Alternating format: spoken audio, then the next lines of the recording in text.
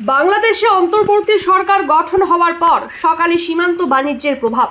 উত্তর চব্বিশ পরগনা বসিরহাটের ভারত বাংলাদেশ ঘোজাডাঙ্গা সীমান্ত এশিয়া মহাদেশের দ্বিতীয় স্থূলতম বন্দর। এই বন্দরে সকাল থেকেই সীমান্ত বাণিজ্যের প্রভাব পড়ল।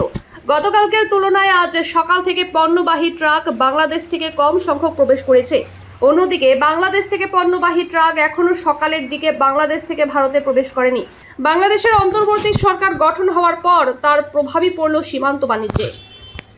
আতঙ্ক তো একটু থাকে, রাস্তাঘাটের আদৌ ইন্ডিয়া প্রবেশ করতে পারবো কি পারবো না, কারণ এই পর্যন্ত গত এক মাস যাবত যা হয়েছে, রাস্তায় আগুন, গাড়িকে ভাঙচুর, সেই হিসাবে একটা আতঙ্ক ছিল।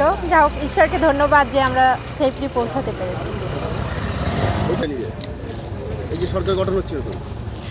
এখন আমরা ওই দেশের নাগরিক, যেহেতু আমাদের ওখানেই থাকতে হবে, আমরা কোথাও যেতে পারবো না। এই জন্য যা কিছু হবে ওটা মেনে নিতে হবে।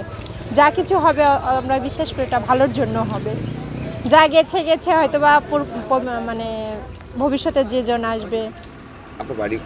আমার বাড়ি হচ্ছে ঝুটিতলাতেই। আমরা ওখানে এজি চার্চ আছে, খ্রিস্টান মিশনের। আমার হাজবেন্ড হচ্ছে পালক, আমি হচ্ছে পাস্টার্স ওয়াইফ। আমার নাম হচ্ছে জয়ন্তী বিশ্বাস। বর্তমানে এখন থমথমে পরিস্থিতি, খুব শীঘ্রই আবার নির্বাচন হবে, নির্বাচনী সরকার গঠন হবে, তখন পরিবেশ সব কিছু শান্ত হবে। অন্তর্বর্তী সরকার তো গঠন হচ্ছে, কি বলবেন?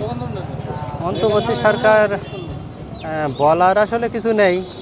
যা কিছু হয়েছে আসলে আমরা বিশ্বাস করি যা কিছু হয় ঈশ্বরের মঙ্গলার্থে সব কিছু হয়। এই সরকার কি আপনি সমর্থন করছেন?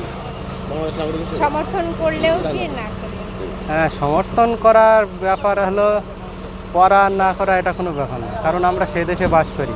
যে সরকার আসবে তাদেরকে আমাদের সমর্থন দিতে হবে। আতঙ্কিত তো এখনও আছি, কারণ আমরা খ্রিস্টান চার্চগুলোতে এখন সব পাহারা বসানো হয়েছে, যাতে কোনো সমস্যায় আমরা না পড়ি, সমস্যায় না থাকি, এই আছি।